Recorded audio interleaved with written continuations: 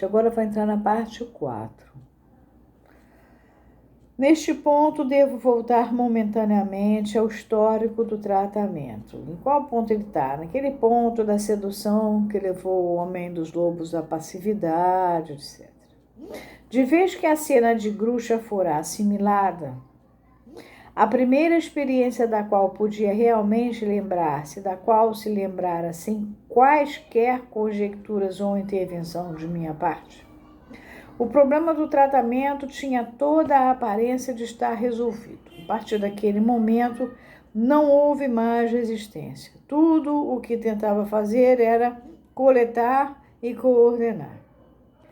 A velha teoria do trauma das neuroses, muito antiga, aqui tem uma nota que diz assim: ver a exposição dessa teoria no artigo de Freud sobre o papel desempenhado pela sexualidade na etiologia das neuroses, um artigo de 1906 que está na Standard Edition, no volume 7, que foi, afinal de contas, construída sobre impressões obtidas da prática psicanalítica, de repente viera outra vez para o primeiro plano.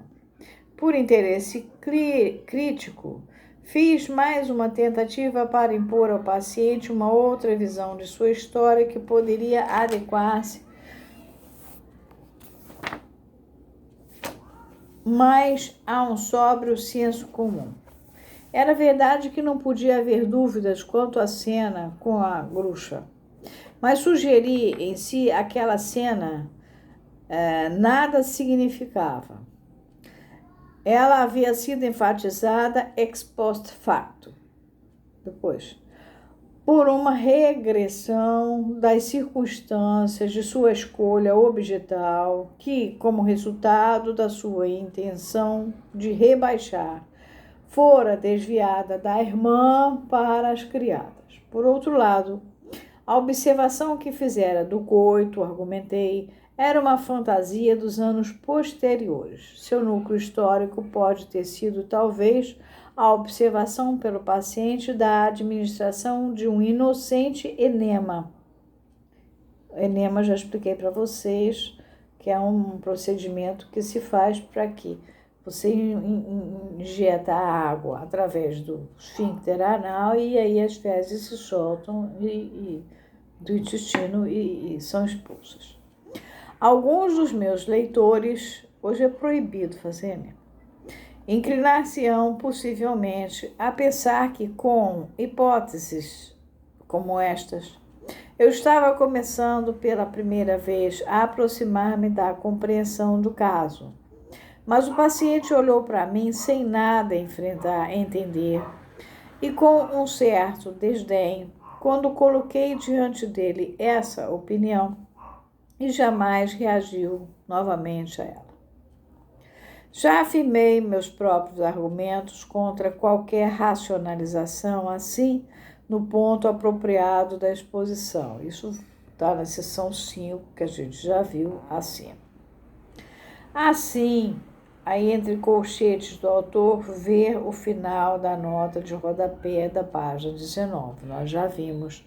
A cena de Gruxa, ao explicar as condições que governavam a escolha objetal do paciente, condições que tiveram importância decisiva em sua vida, impede que superestimemos o significado da sua intenção de rebaixar as mulheres. Contudo, faz mais do que isso. Propicia-me uma justificativa por haver recusado, numa passagem anterior, na página 80, adotar sem hesitação como única explicação sustentável a opinião de que a cena primária derivava de uma observação de animais feita pouco antes do sono. Lembra dos cachorros? Ele ia ver o rebanho e tinha os cachorros que, obviamente, naturalmente copulavam e eram cães policiais. A cena da Gruxa emergiu espontaneamente na memória do paciente e não por meio de um esforço meu. Seu medo da borboleta listrada de amarelo, que se remetia de volta àquela cena, provava que a cena tivera um conteúdo significativo ou que ele havia conseguido posteriormente ligar essa significação ao seu conteúdo. Por meio das associações que as acompanharam e das inferências que se lhe seguiram, tornou-se possível suprir com segurança esse elemento significativo que estava faltando na lembrança do paciente. Pareceu então que seu medo de borboleta era, em todos os aspectos, análogo ao medo do lobo. Em ambos os casos, era medo da castração que se referia. Para começar, a pessoa que primeiro proferira a ameaça de castração, mas foi depois transposta para outra pessoa a quem se destinava a ligar-se, de acordo com o precedente filogenético. A cena com Gruxa ocorrera quando o paciente tinha 2 anos e meio, mas o episódio de ansiedade com a borboleta amarela foi certamente posterior ao sonho de ansiedade. Era fácil entender como a tardia compreensão por parte do paciente da possibilidade de castração fizera aflorar retrospectivamente a ansiedade na cena com Gruxa. Mas aquela cena em si nada continha de objetável ou improvável. Pelo contrário, consistia inteiramente de detalhes corriqueiros que não davam margem a ceticismo. Nela, não havia nada que pudesse levar a atribuir-lhe a origem à imaginação da criança. Tal suposição, na verdade, dificilmente parecia possível.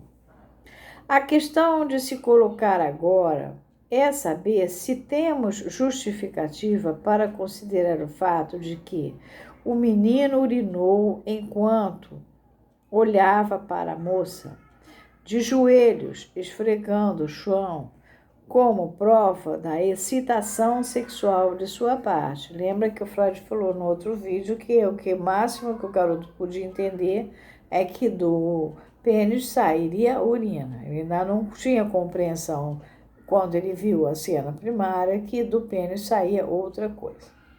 Se assim foi, a excitação seria uma evidência da influência de uma impressão anterior, que poderia igualmente ter sido a ocorrência real da cena primária ou uma observação de animais feita antes dos 2 anos e meio. Ou iremos nós concluir que a situação, no que diz respeito à Gruxa, era inteiramente inocente, que o fato de o mesmo esvaziar a bexiga foi puramente acidental e que não foi senão depois de toda a cena se tornou sexualizada em sua lembrança após haver ele reconhecido a importância de situações semelhantes. Acerca desses problemas, não posso arriscar uma decisão. Devo confessar, contudo, que considero o caso de tal forma importante para o crédito da psicanálise que bastaria o fato de ter levantado questões como esta. Não obstante, não posso negar que a cena com Gruxa, o papel que representou na análise e os efeitos que lhe seguiram na vida do paciente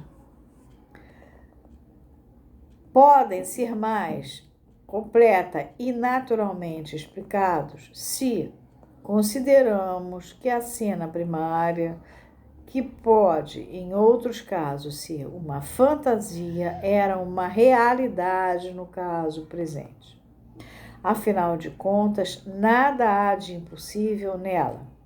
E a hipótese da sua realidade é inteiramente compatível com a ação iniciante das observações de animais que são indicadas pelos cães pastores na imagem do sonho.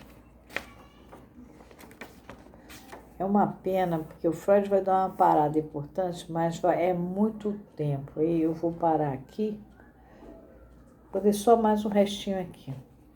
Dessa conclusão insatisfatória, voltar-me-ei agora para uma consideração do problema ensaiada em minhas conferências introdutórias sobre a psicanálise, que estão...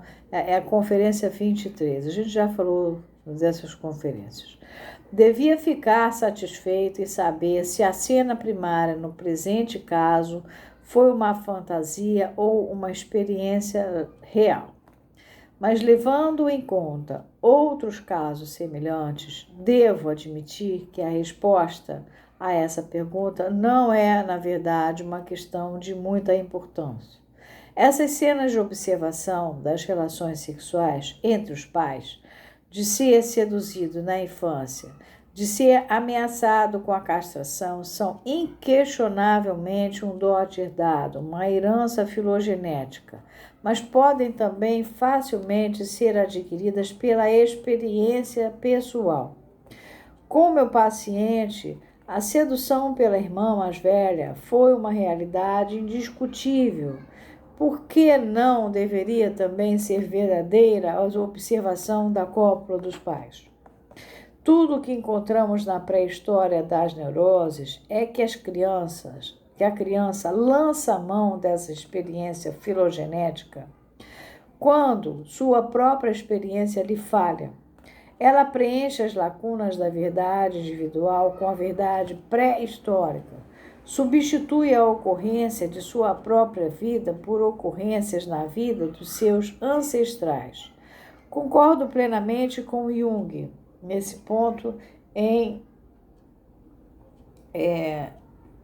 Die Psychologie der Unbewussten Prozesse. Essa obra foi publicada tarde demais para influenciar as minhas conferências introdutórias. Ao reconhecer a existência dessa herança filogenética, mas considero um erro metodológico agarrar-se a uma explicação filogenética antes de esgotar as possibilidades ontogenéticas da espécie ou do ser. Não vejo razão para discutir obstinadamente a importância da pré-história infantil, ao mesmo tempo reconhecendo livremente a importância da pré-história ancestral. Nem posso omitir o fato de que os motivos filogenéticos e os próprios produtos permanecem necessitando de elucidação e que, em um bom número de exemplos, esse esclarecimento é proporcionado por fatores da infância do indivíduo. E, finalmente, não me surpreendo se aquilo que foi originalmente produzido por determinadas circunstâncias em tempos pré-históricos e foi depois transmitido na forma de uma predisposição à sua reaquisição, reemergisse uma vez mais, desde que persistissem as mesmas circunstâncias como um evento concreto na experiência do indivíduo. Aqui sim a gente para, o Freud vai para um outro pedaço.